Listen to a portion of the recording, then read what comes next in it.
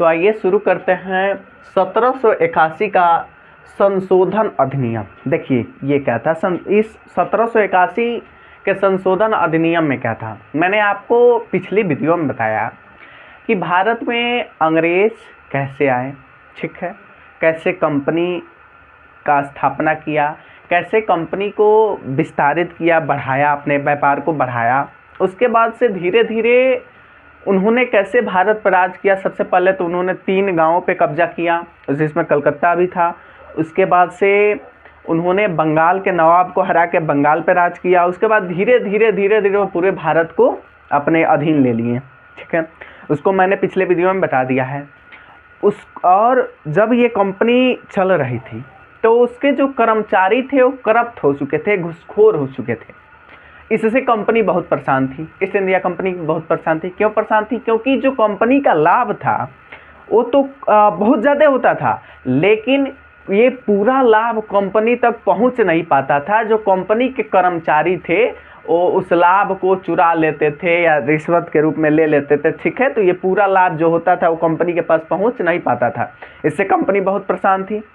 ये बात ब्रिटिश सरकार को बताई कि ऐसी ऐसी बात है।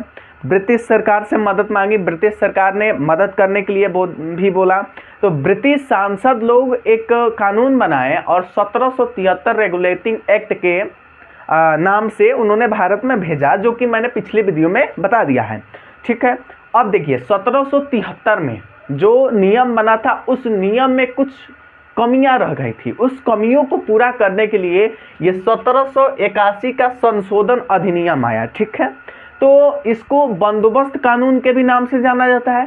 अब उसका 1773 जो रेगुलेटिंग एक्ट था उसके कमियों को भरने के लिए इस अधिनियम को पारित किया गया। आइए जानते हैं ये अधिनियम क्या था। देखिए 1781 का संशोधन जो अधिनियम था उसे हम बंदोबस्त कानून के नाम से जानते हैं, ठीक है। अब देखिए इसमें क्या बंदोबस्त किया गया। देखिए पहला क्या था कि गवर्नर जनरल तथा काउंसिलिंग को सर्वोच्च न्यायालय के क्षेत्र अधिकार के बाहर अथवा मुक्त कर दिया गया। देखिए क्या था, जो ये गवर्नर जनरल थे और काउंसिलिंग था, ठीक है।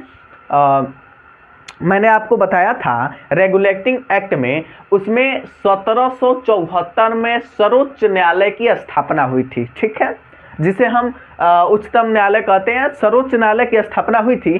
तो क्या है कि जो ये 1781 का संशोधन अधिनियम आया, उस नियम के अंतर्गत जो गवर्नर जनरल थे और जो उनकी काउंसिलिंग थी उसको सर्वोच्च न्यायालय के क्षेत्र अधिकार से बाहर कर दिया गया। यानी कि जो गवर्नर जनरल और काउंसिलिंग कुछ भी करेगी उसके मामले में दखल अंदाजी कौन नहीं देगा? सर्वोच्च न्यायालय नहीं देगा, ठीक है।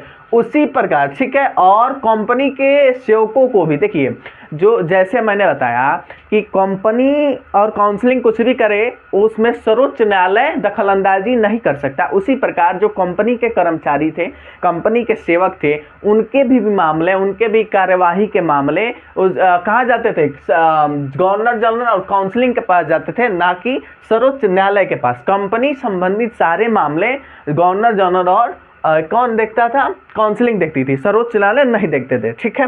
अब देखिए दूसरा क्या था, राजस्व संबंधित जो मामले थे, ठीक है, राजस्व असूली, जो राजस्व मामले थे, राजस्व जो टैक्स असूला जाता था, ठीक है, उसका मामला सर्वोच्च न्यायालय के क्षेत्र से बाहर कर दिया गया। जितना टैक्स वाला मामला था, कर वाला मामला था, सर्वोच्च न्यायालय के क्षेत्र से बाहर कर दिया गया। वह कौन देखता था? वह देखता था गवर्नर जनरल और काउंसिलिंग, ठीक है। अब देखिए उसके बाद से कोलकाता के सभी निवासियों को सर्वोच्च न्यायालय के अधिकार क्षेत्र में तथा हिंदुओं के लिए निजी कानून तथा मुस्लिमों के लिए निजी कानून बनाया गया। देखिए जो सर्वोच्च न्यायालय था, सर्वोच्च न्यायालय को जितने भी कोलकाता के निवासी थे, ठीक है, जितने भी कोलकाता के निवासी थे उन निवासियों को सर्वोच्च न्यायालय के अधीन कर दिया गया और कानून बनाया गया। 2 कानून, हिंदुओं के लिए अलग कानून था, मुस्लिमों के लिए अलग कानून था। जैसे कोई हिंदू अगर कोई अपराध करता है तो उसको हिंदू के कानून के नियम से सजा दिया जाता था। अगर कोई मुस्लिम कोई अपराध करता है तो उसे मुस्लिम कानून के नियम से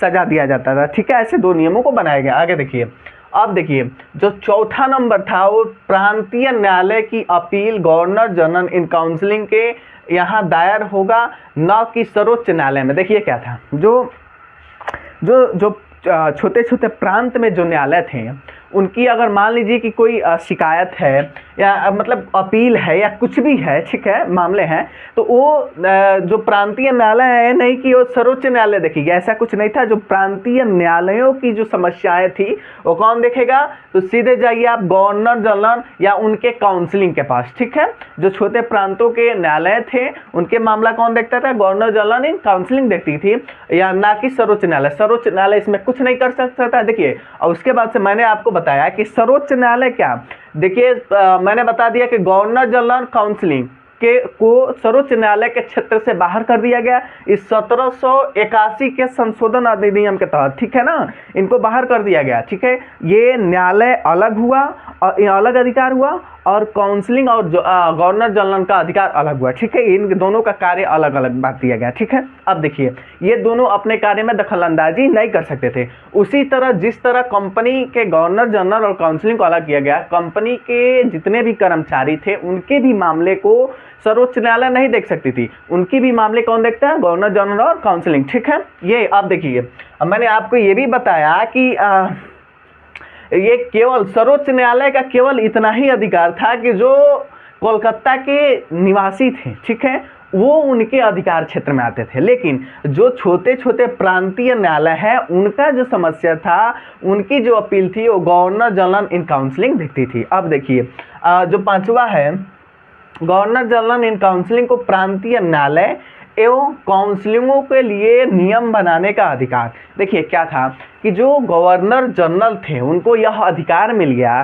कि वो चाहे तो जो छोटे छोटे प्रांतीय न्यायालय हैं या काउंसिलिंग के नियम को भी बना सकती थी। बस यही था आपका 1781 का संशोधन अधिनियम, जो कि 1773 के अधिनियम में यह कमियां रह गई थी। इस कमियों को दूर करने के लिए 1781 का संशोधन